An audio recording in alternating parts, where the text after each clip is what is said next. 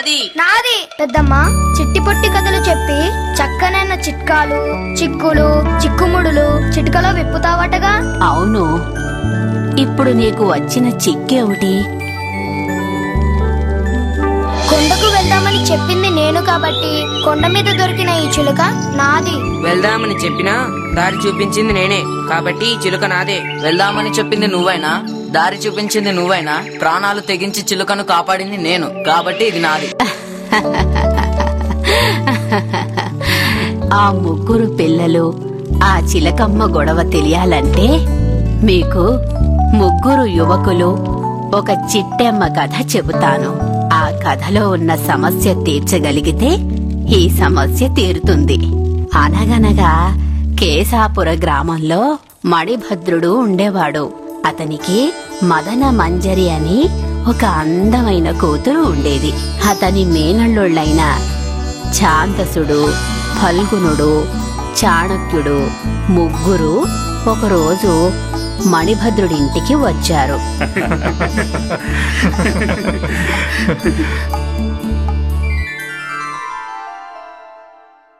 బాగున్నావా మావయ్య? ఓ బాగు బాగు. నా ముద్దుల మేనల్లులారా రండి రండి. ఇంతకీ నా చెల్లెలు కుశలమేనా? ఓ కుశలమే. మరి మీ నాన్న ఎలా ఉన్నాడు? నిన్ను అడిగానని చెప్పమన్నాడు. నువ్వేంటి మామయ్య అలా చిక్కిపోయావు? నాకే గుండ్రాయిలా ఉన్నాను. నా మీద మీకున్న ప్రేమ వల్ల అలా కనిపిస్తున్నానంతే.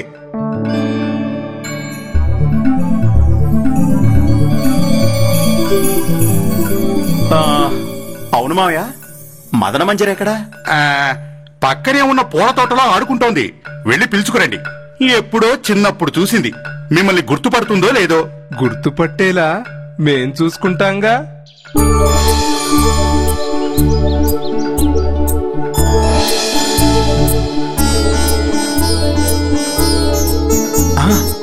మన మరదల పిల్ల.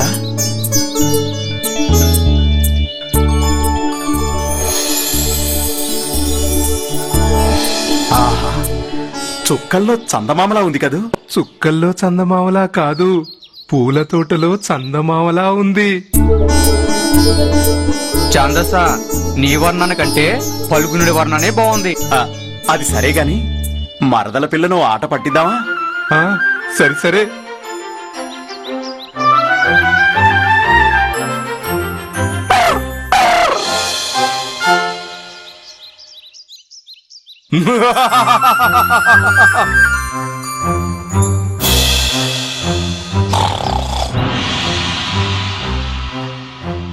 ఎవరో నన్ను ఆట పట్టించడానికి ప్రయత్నిస్తున్నారు.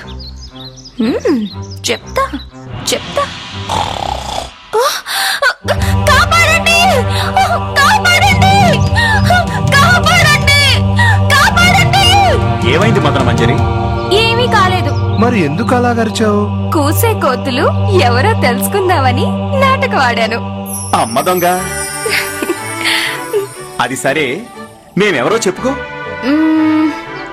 పెద్ద బావా, చిన్న బావా, పల్లి బావా. అరే, ఎలా తెలుసుకోగలిగావు? మీరైతే ఎదిగారు గాని మీ కోతి ముఖాలు మాత్రం అలాగే ఉన్నాయి. అది సరే, నువ్వు మాత్రం చాలా అందంగా ఉన్నావు. సరే గాని నాన్న కనిపించారా? మామయ్యే నువ్వు ఇక్కడున్నావని చెప్పారు. భోజనానికి వేళైంది. పదండి పదండి, వెళ్ళి భోజనం చేద్దాం.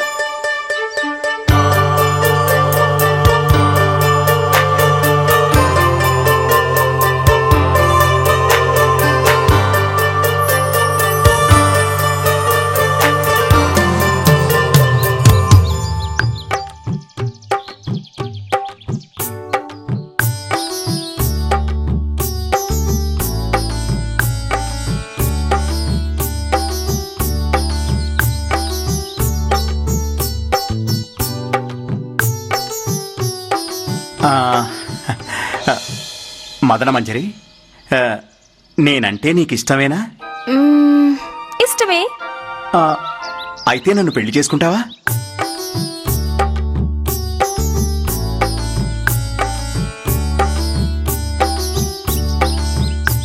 మదన మంజరి, మరి నేనంటేనో? ఇష్టమే. నన్ను పెళ్లి చేసుకుంటావా?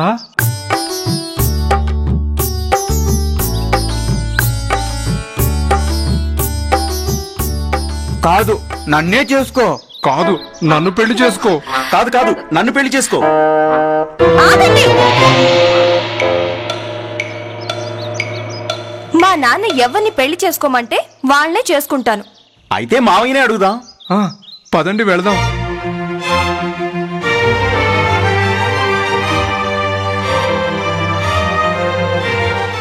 ఏమిటి మీరనేది? మదన మంజరిని మీ ముగ్గురికి వివాహం చేసుకోవాలనుందా? కానీ ముగ్గురికి ఒకే కోరిక కలిగిందని చెప్పి నా మనసుకు బాధ కలిగించారు. మదన మంజరి పుట్టగాని నా చెల్లెలి కొడుకుల్లో ఒకరికిచ్చి పెళ్లి చేయాలనుకున్నాను. అయితే నాకే ఇచ్చి చెయ్యి. నాకిచ్చి పెళ్లి చెయ్యి. అయితే నాకే ఇచ్చి చెయ్యి. సరే, ఒక పక్షంలోపు ఈ సృష్టిలో వింతైన వస్తువుని ఎవరైతే తీసుకొస్తారో వారికి నా కూతుర్నిచ్చి పెళ్లి చేస్తాను. అయితే సరే.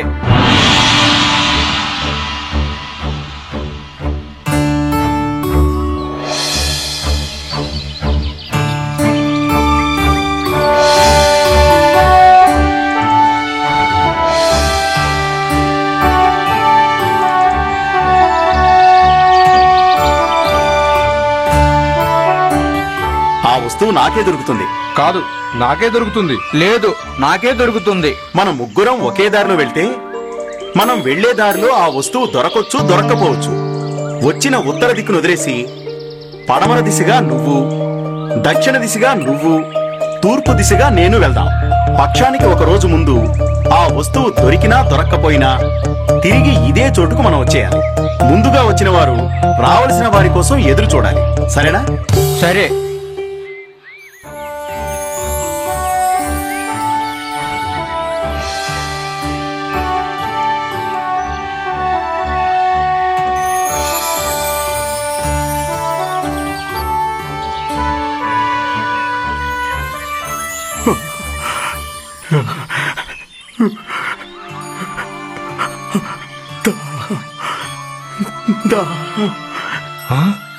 అరే స్వామి,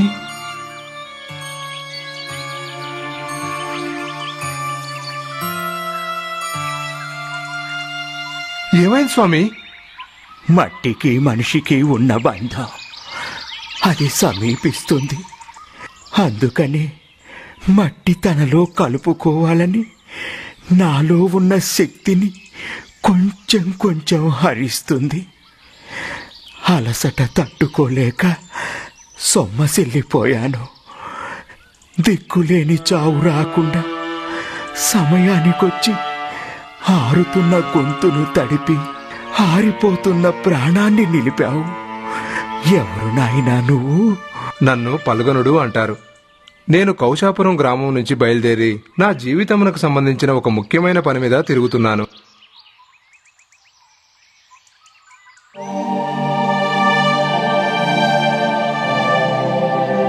ఈ పడమర దిక్కుగా పోతే ఏ ప్రదేశంలో చూడవచ్చు స్వామి? చూసి చెబుతా నాయనా.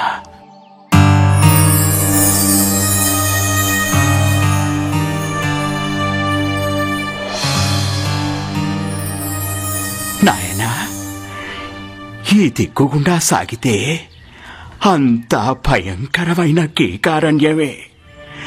ప్రాణాలు తీసే విష సర్పాలు, క్రూర మృగాలు అడుగడుగునా పొంచి ఉంటాయి. నువ్వు వెళ్ళవలసిన అవసరం ఏమొచ్చింది? జీవితానికి సంబంధించి అంటున్నావు. ఏమిటది? ఈ సృష్టిలో వింతైన వస్తువు కోసం అన్వేషిస్తున్నాను. అది దొరికితే నాకు నచ్చిన నా మరదలితో వివాహం జరుగుతుంది.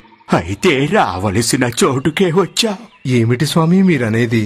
ఇది మాయా దర్పణం. దీంతో ఈ సృష్టిలో దేనిని చూడాలనుకున్నా తక్షణమే చూడొచ్చు. అంతిమ దశలో ఉన్న నాకు దీంతో పని లేదు. సృష్టిలో దీనికన్నా వింతైనది మరొకటి లేదు. నా ప్రాణాలు కాపాడిన నీకు దీన్ని బహుమానంగా ఇస్తున్నాను. తీసుకో. చాలా సంతోషం స్వామి.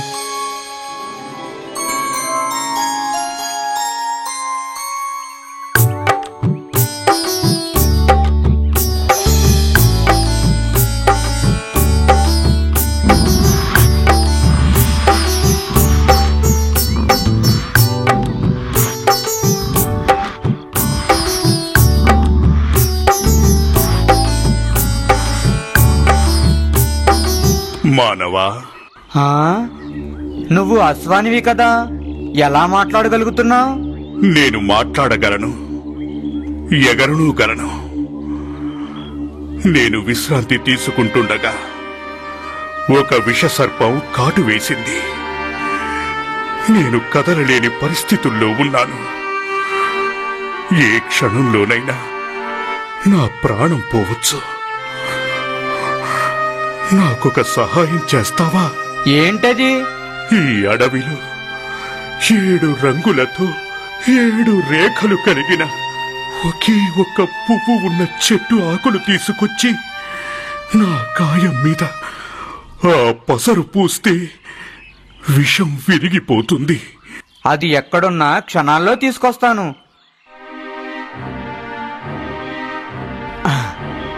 ఆ అశ్వం చెప్పిన పోలికలు గల చెట్టు ఇదే.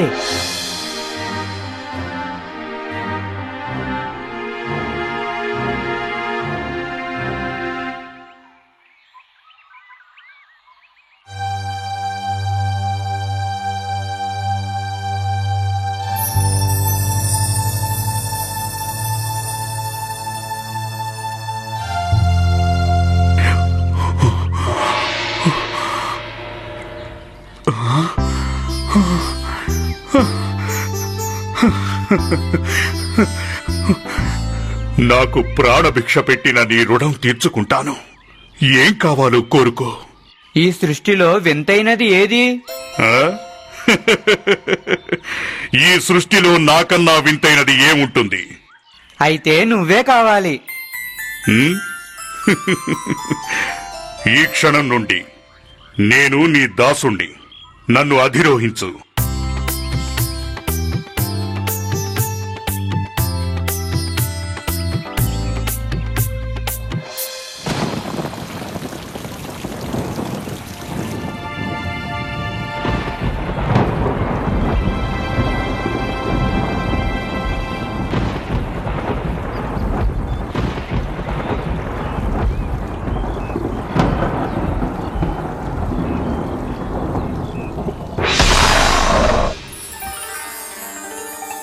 చాణక్య, వచ్చావా? ఛాందసుడు ఇంకా రాలేదా? రాలేదు.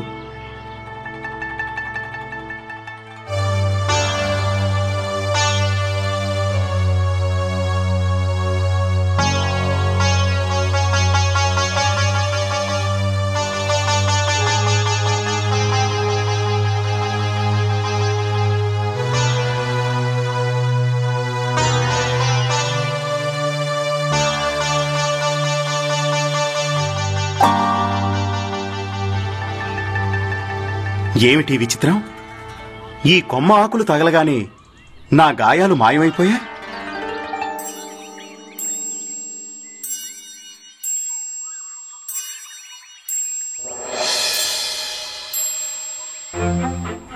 తగిలిన గాయాల్ని తొలగించి పోయిన ప్రాణాల్ని తిరిగి రప్పిస్తుందంటే ఇది ఖచ్చితంగా సంజీవినియే. సృష్టిలో వింతైనది నాకు దొరికింది.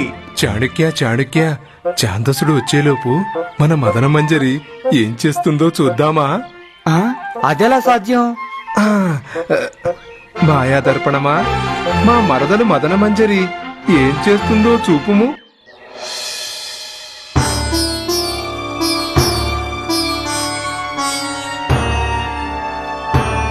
మన మరదలు చనిపోయిందా?